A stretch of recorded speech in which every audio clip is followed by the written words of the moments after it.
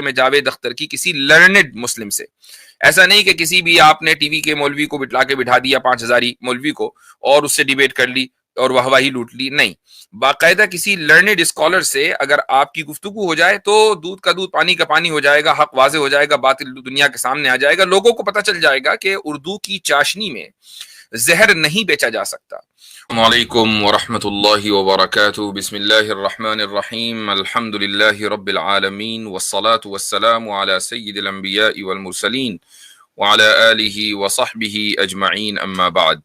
بیچ میں ایک ہفتے کی غیر حاضری رہی ہے اور اس طرح کی غیر حاضری کبھی کبھی ہونا معیوب بھی نہیں ہے, اس لیے کہ ویکینڈ پر بعض مرتبہ اسفار ہو جایا کرتے ہیں مقامی طور پر, تو ظاہر ہے کہ دوران سفر پھر اسٹریم کرنا مشکل ہوتا ہے. کل ہماری یہ اسٹریم ہونی تھی اپنے مقررہ وقت پر, لیکن لاسٹ منٹ پر اچانک ایک میٹنگ آ گئی جس کی وجہ سے پھر اس کو پوسٹ پون کرنا پڑا. لیکن میں نے یہ سوچا کہ اگر اس کو اگلے ہفتے پہ ٹال دیا جائے, پھر خدا نخواستہ اگلے ہفتے کوئی مسئلہ ہو جائے تو اس طرح یہ سلسلہ ٹلتا رہے گا, تو آج ہی کر لیں, یعنی قضا جلدی کر لینی چاہیے تاکہ پھر اگلے ہفتے کی جو اسٹریم ہو وہ قضا نہ ہو بلکہ ادا ہو. تو بہرحال آپ حضرات کی محبت ہے, میرے پاس بہت سارے میسیجز آئے کہ بھائی کیوں نہیں اسٹریم ہو رہی ہے.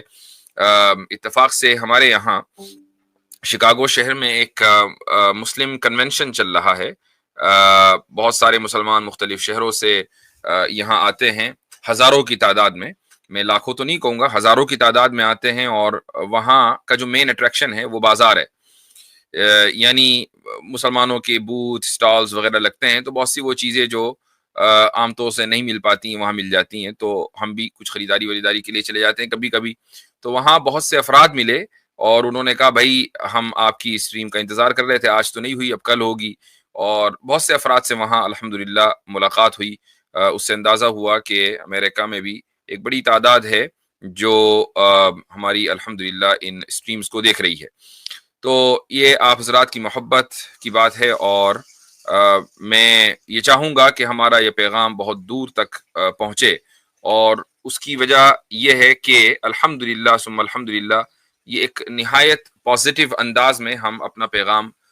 دوسروں کے سامنے رکھتے ہیں, غیر مسلموں کے سامنے رکھتے ہیں. اور یہی وجہ ہے کہ کتنی ہی مرتبہ ایسا ہوا کہ غیر مسلم حضرات یہاں آئے اور انہوں نے آ کر اپنے کمفرٹ لیول کا اظہار کیا کہ ہم یہاں آ کر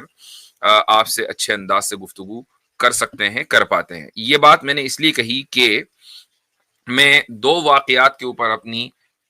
بات رکھنا چاہوں گا قبل اس کے کہ ہم لنک پبلک کریں. اور یہ دونوں واقعات حال فی الحال کے ہی ہیں, اور ایک واقعے کا تعلق انڈیا سے ہے اور دوسرے واقعے کا تعلق پاکستان سے ہے. تو پہلے انڈیا والے واقعے کو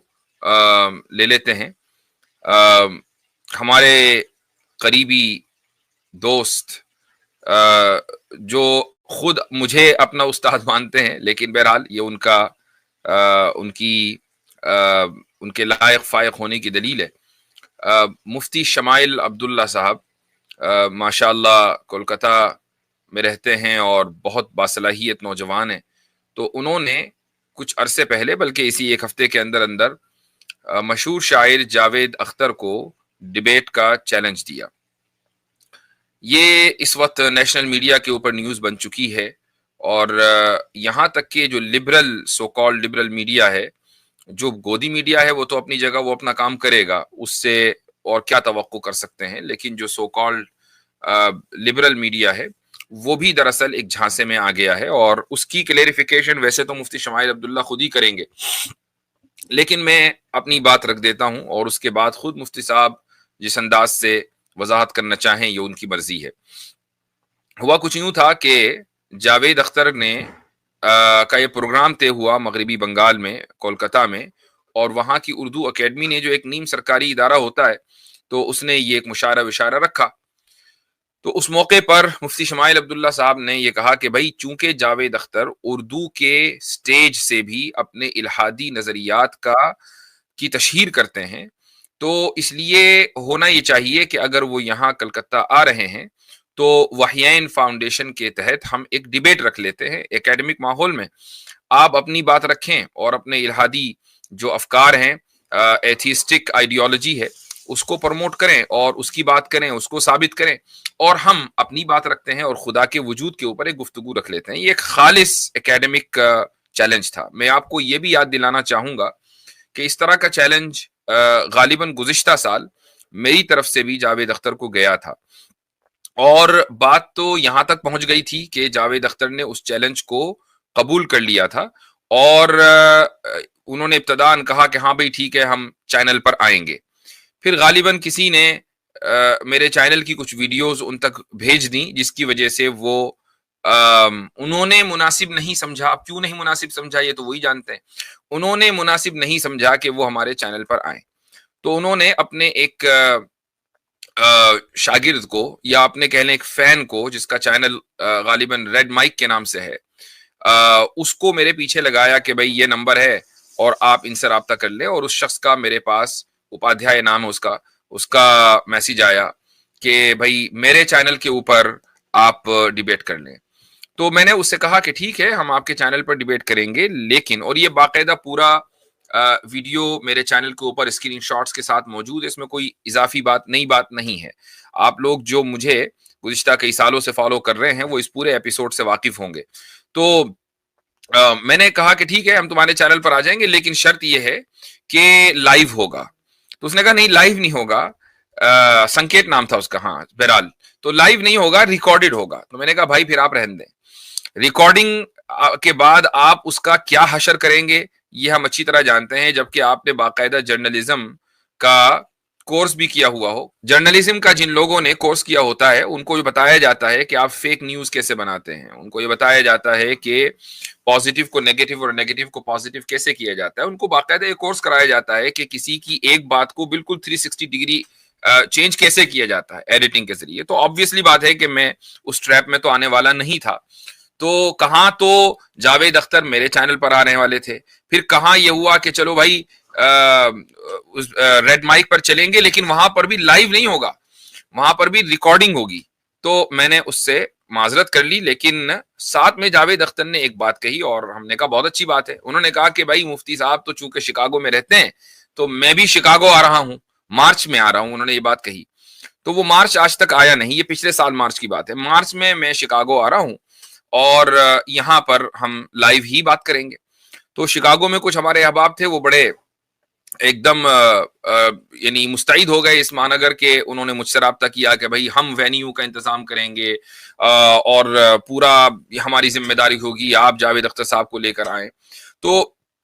یعنی یہاں امریکہ جیسے ملکوں میں تو لا اینڈ آرڈر کا کوئی مسئلہ نہیں ہے, یہاں تو کوئی ایشو ہی نہیں ہے کہ مسلمان کھڑے ہو کر احتجاج کریں گے یا جاوید اختر کی خدا نخواستہ جان کو ان ممالک میں خطرہ ہوگا, ایسا کچھ نہیں تھا. تو جاوید اختر آئے اور مارچ کی تاریخوں میں ان سے رابطہ کیا گیا, لیکن انہوں نے پھر کوئی جواب ہی نہیں دیا. تو میں یہ نفسیات سے واقف ہو گیا کہ جاوید اختر صرف سولو ڈیبیٹر ہیں, یعنی جب مائک آپ ان کے سامنے رکھ دیں اور سامنے بالکل بھیڑ ایک بے وقوفوں کی بیٹھی ہوئی ہو کہ جن کو اردو سننا اچھا لگتا ہو, وہ اردو جانتی نہ ہو, وہ اردو نہ پڑھ سکتی ہو, نہ وہ لکھ سکتی ہو, نہ وہ بول سکتی ہو, سمجھنا اچھا لگتا ہے,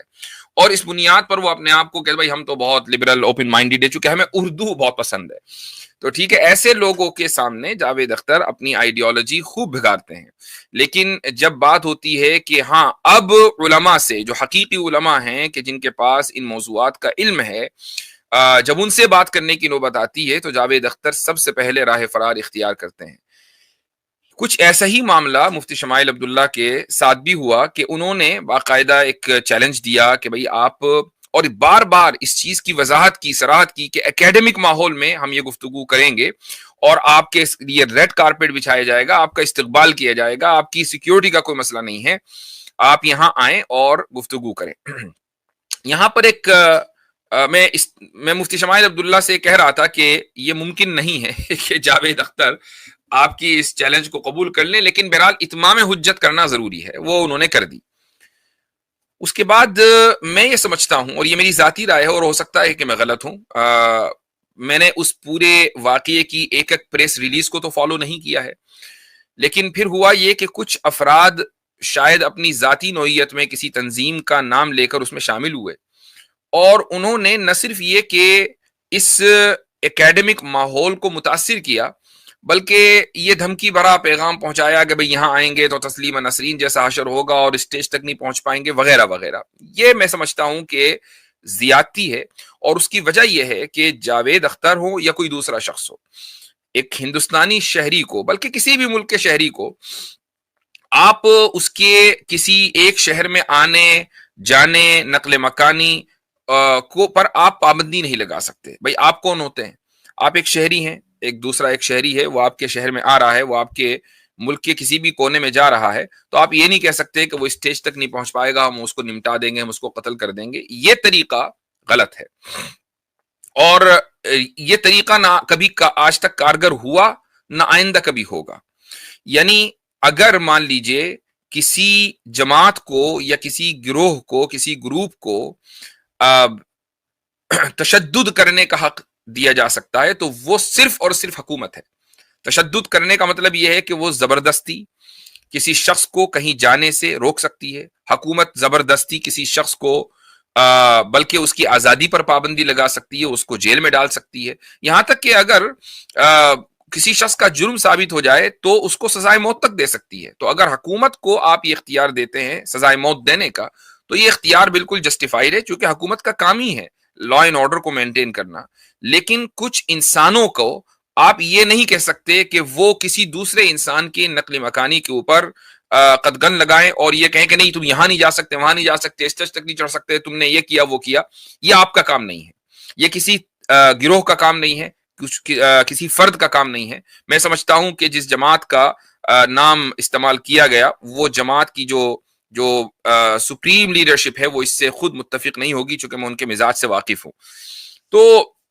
इस ताल्लुक से मेरा बिरादराना मशवरा उन तमाम लोगों को होगा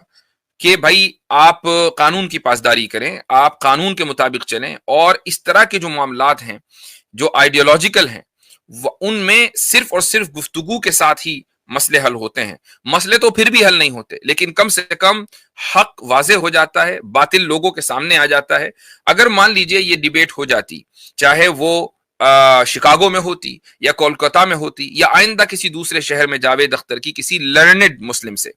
ऐसा नहीं कि किसी भी आपने टीवी के मौलवी को बिठा के बिठा दिया 5000 मौलवी को और उससे डिबेट कर ली और वाहवाही लूट ली, नहीं, बाकायदा किसी लर्नेड स्कॉलर से अगर आपकी गुफ्तगू हो जाए तो दूध का दूध पानी का पानी हो जाएगा, हक वाजे हो जाएगा, बातिल दुनिया के सामने आ जाएगा। लोगों को पता चल जाएगा कि उर्दू की चाशनी में जहर नहीं बेचा जा सकता, उर्दू के लिफाफे में आप अंदर इल्हाद को फरोख्त नहीं कर सकते। तो जाहिर है कि उर्दू से एक खल्क़ खुदा मोहब्बत करती है, लेकिन अगर उर्दू के नाम पर नौजवानों के जहनों को आलूदा किया जाए तो फिर उसको कैसे वो लोग बर्दाश्त कर सकते हैं जो खुदा के नाम लेवा हैं। बल्कि मैं तो ये कहूंगा कि हिंदुस्तान जैसे मुल्क में कि जहां तकरीबन हर दूसरा शख्स, क्या हर पहला शख्स मजहबी है, वो किसी न किसी मजहब को मानता है, कुछ मुसलमान हैं, कुछ हिंदू हैं, फिर हिंदू में कुछ आर्य समाजी हैं, कुछ सनातनी हैं, सिख हैं, जैन, ये सारे के सारे मुख्तलिफ मजाहिब हैं और इनका एक खास तरीका इबादत है। यानी आप ये कहें भाई जैन तो किसी खुदा को नहीं मानते, लेकिन बहरहाल ये कि उनका भी एक तरीका रूहानियत है। तो वो तमाम के तमाम लोग अगर इस तरह के जो मलाहिदा हैं, एथिस्ट हैं, उनके खिलाफ सफ आ रहा हूं कि भाई आप इस मुल्क में कम से कम रहकर अपनी बात को मुहज्जब अंदाज में तो रख सकते हैं, लेकिन अगर आप खुदा, और खुदा से मुराद यहां सिर्फ वो कॉन्सेप्ट ऑफ गॉड नहीं है जिसको मुसलमान मानते हैं, बल्कि तसव्वुर खुदा, चाहे उसको हिंदुइज्म में माना जाता हो, क्रिश्चियनिटी में माना जाता हो, जूडिज्म में माना जाता हो, वो सिखिज्म में माना जाता हो, तसव्वुर खुदा के खिलाफ अगर आप बोलेंगे तो हम तमाम के तमाम अहले मजाहिब इस मामले में मुत्तफिक हैं और हम आपके साथ डिबेट करेंगे एकेडमिक एनवायरनमेंट में। यूं मुल्क का कानून हर एक को इजाजत देता है कि वो अपनी बात रखे, लेकिन उसको इस बात के लिए भी इजाजत नहीं दी जा सकती कि वो जो चाहे बोले और अपनी बात रख के आगे बढ़ ले। नहीं, दूसरे की बात भी सुननी है। अगर जावेद अख्तर मुख्तलिफ लोगों से यानी टीवी पर आकर डिबेट करते हैं और अपने आप को इतना 30 मार खान समझते हैं, तो फिर इस तरह के जो लर्निड स्कॉलर्स हैं उनके साथ भी एक डिबेट एकेडमिक एनवायरनमेंट में बनती है। तो चाहे वो कोलकाता जाएं और चाहे वो शिकागो आए, शिकागो में मैंने सुना है इनके भाई या बहन रहते हैं, तो उनका गालिबन यहाँ का सफर होता रहता है। मैं यहाँ मौजूद हूँ اور یہاں پر ہمارے یعنی کوئی جگہ کا مسئلہ نہیں ہے، الحمدللہ آڈیٹوریم موجود ہے، آپ کے پاس آڈینس موجود ہیں، اور یہ آڈینس سارے کے سارے پڑھے لکھے لوگ ہیں، یہاں لا اینڈ آرڈر کا مسئلہ نہیں ہے، اگر آپ کو ذرا سا بھی خدشہ ہے تو ایسا کوئی مسئلہ نہیں ہے۔ تو اگر آپ آئیں، اور اگر آپ کو ڈر ہے کہ نہیں آپ ہمارے آڈیٹوریم میں نہیں آئیں گے تو ہم آپ کے گھر آ جائیں گے، آپ کے محلے میں آ جائیں گے، آپ جہاں بھی آپ کہیں گے، لیکن ایک گفتگو ایسی ہونی چاہیے کہ جس میں آپ کی جو فکر ہے اور ہماری فکر ہے اس کا لائیو اس کا تقابل ہو اور دنیا کے سامنے یہ بات پہنچے۔ ٹھیک ہے، تو یہ تو پہلا واقعہ ہوا جس پر مجھے رائے دینی تھی۔